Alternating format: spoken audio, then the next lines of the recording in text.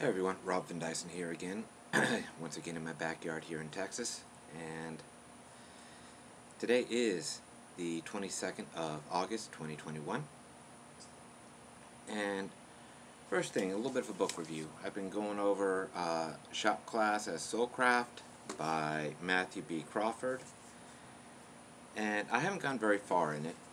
I've been trying to do it as part of the Miracle Morning where, I wake up and I read just a little bit, and when I wake up, I'm functional. I can get stuff done, but I'm not necessarily awake for a little bit. And when you read The Miracle Morning by Hal Elrod, he talks about how when you wake up, doing the Miracle Morning, for him it feels a lot like a kid at Christmas. You wake up, you're excited, you're fully awake, you're ready to go, and that has not been my personal experience. However, I have,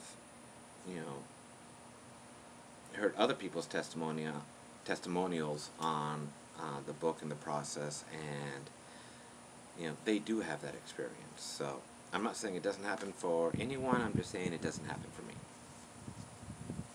And Mr. Crawford here, before he went into work as a motorcycle mechanic, actually had several degrees and worked at a think tank.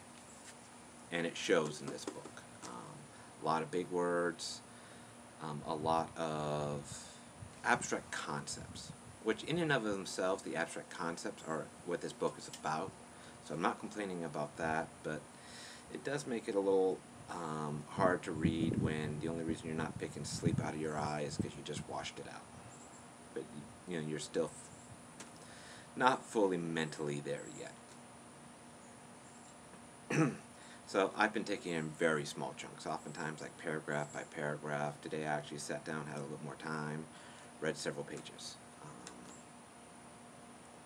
And in a lot of ways I like what he's saying. Like I said, it's just kind of hard for me to wrap my head around at 5:15 in the morning when I'm doing this. So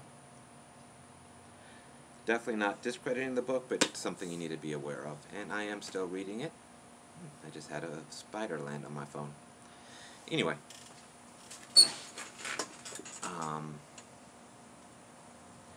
so what do I want to talk about today as the main part of my message? And that is the concept of letting perfection be the enemy of the good. I've alluded to this in previous videos and stuff like that, and when you're sitting here and you're trying to improve yourself in whatever field, you set up this ideal. In fact, in the Christian faith, the biggest ideal is Jesus Christ, the life of Jesus Christ. And you're like, okay, I want to be like Jesus. We sing songs titled I Want to Be Like Jesus, and variations on that. And then we set this up, and in reality we actually have very little about the day-to-day life of Jesus Christ. We have highlights.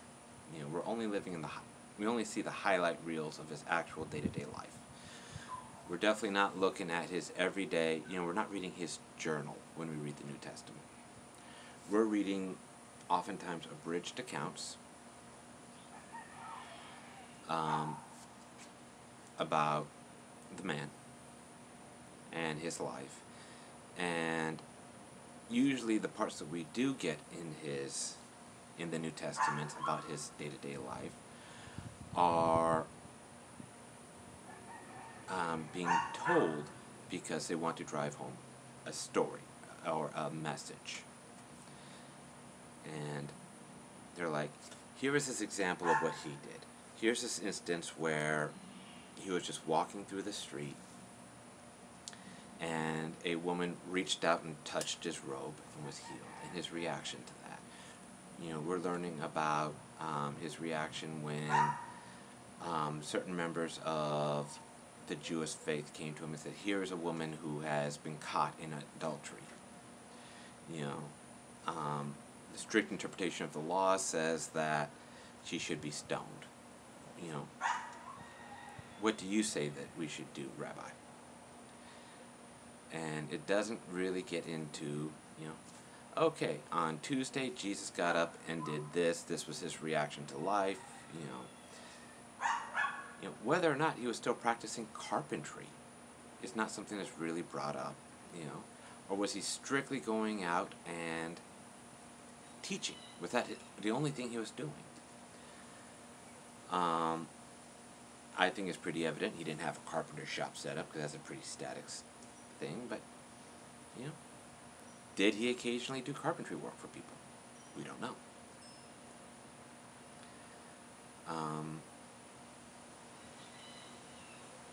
You know, we can imply things, we can guess things, but we just don't know. But we hold up Jesus as this measure of a man. And let's be honest. You know, if you believe in Jesus Christ, if you believe in the Bible and the stories told, none of us are going to be like Jesus. Absolutely none of us. Even when, in the stories that we have, when Jesus Christ got angry and kind of let his temper show, it wasn't that he lost his temper. The famous story of him, you know, flipping tables and chasing people out of the temple because they had turned it into a market. The story is, he heard this, he saw this. I think it's, I don't want to speak in certainties, but I think it's fairly safe to assume he was angry, like mad. But did he fly off the handle? No. He sat down and he controlled his temper, in my opinion, by doing something that would allow him to, even when he acted in anger, to moderate it, to think about it.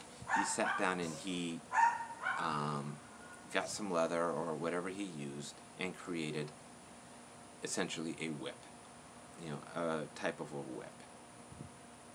And he did that before he went into the temple.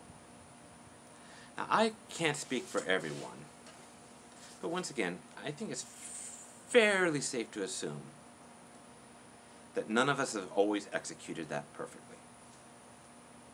I have lost my temper. I have thrown things. I have yelled. And I have done things that I personally am not proud of. Please excuse my dogs. They're not out here and they can't make up their mind of, oh, Dad's out here, he wants to come out here. They want to come out here.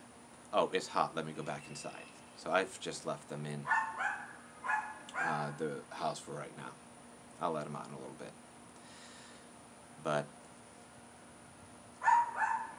you know, we're not perfect. So what are the options to take from that? Either A, we shouldn't try because we know we'll never be perfect. Or we're constantly beating ourselves up because it's like, no, I should have handled that better. Yeah, you probably should have. But you also shouldn't let that discourage you. We are all human. We all make mistakes. I've made mistakes with these videos. I've made mistakes in my life. I've made mistakes since I've moved here to Texas, and I've done things that I know I should have done better. But I'm not going to let that stop me. I'm going to take, and here is the beauty of using someone like Jesus Christ in a religious standpoint, and you can apply this to other things, is the advantage of having a goal. I want to do X. X seems like it is impossible. Maybe it is impossible.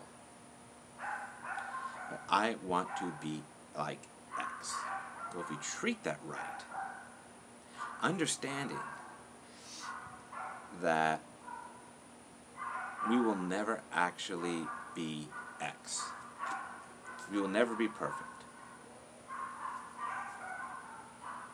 but we're going to set that as our goal, then the best way to handle that is to say, okay, this is my lofty goal. And, you know, like I said, it could be religious, it could be something temporal, like the Miracle Morning that I'm doing. There's been a few days where I haven't hit everything on the Miracle Morning. But you know what? I've hit more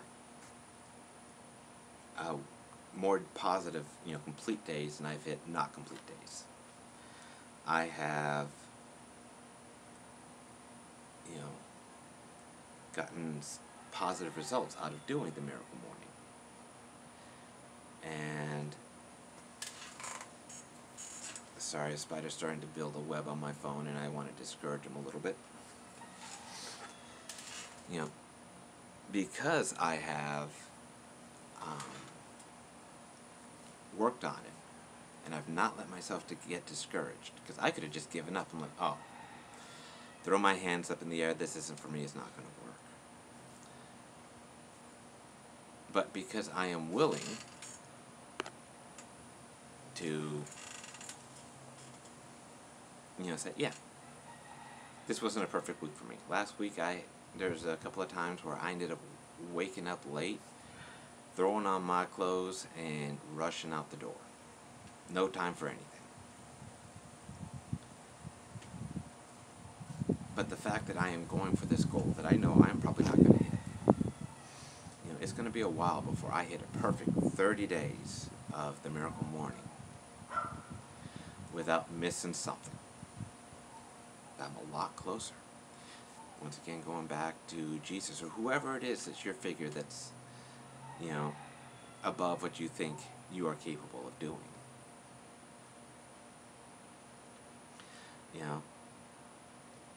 Okay, you know what? I'm not like Jesus. Am I closer today than I was yesterday? Am I closer this month than I was last month? Am I closer this year than I was last year? And as you keep on moving forward with that, you end up getting closer and closer than you ever would have been if you set your sights lower. And the good news about that is one of the problems with goal setting is, you set a very measurable goal. I want to be able to run 5 miles without stopping. Or I want to be able to run 5 miles in 30 minutes. That one's probably a little more undoable for most of us, but I used to have to run 3 miles in the Marine Corps and do it under a certain time. I think it was 28 minutes for me, because by the time I got out, I had the quote-unquote old man PFT. And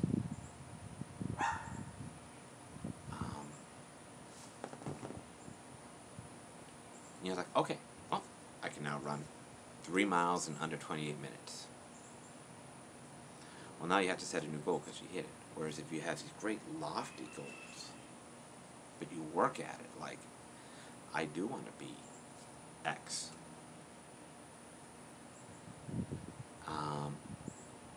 And you do everything that you can without beating yourself up. That's the problem, though, is that people will set even reasonable goals, and every time they mess up, they just beat themselves up. Honestly, the best thing to do, brush yourself off when you fall off the horse. Brush yourself off. Evaluate what you did wrong, what you did right, and get back up on the horse. And start riding. We're all going to fall off the horse. We're all going to fall off the wagon, no matter what it is we're talking about. Did you stay on the horse a little bit longer? Did you ride that horse a little bit better? Did you learn from the time you fell off? But keep on getting back up on that horse. Alright, well, this has been a very rambling video, so I'm going to go ahead and cut it here. And as always, I want to remind you guys, first, like, subscribe, comment. Please comment. Let me know what you think. How are you doing towards your goals? And don't be afraid to fall off the horse dust yourself back off and get back on. Don't let the fact that you will fall off the horse stop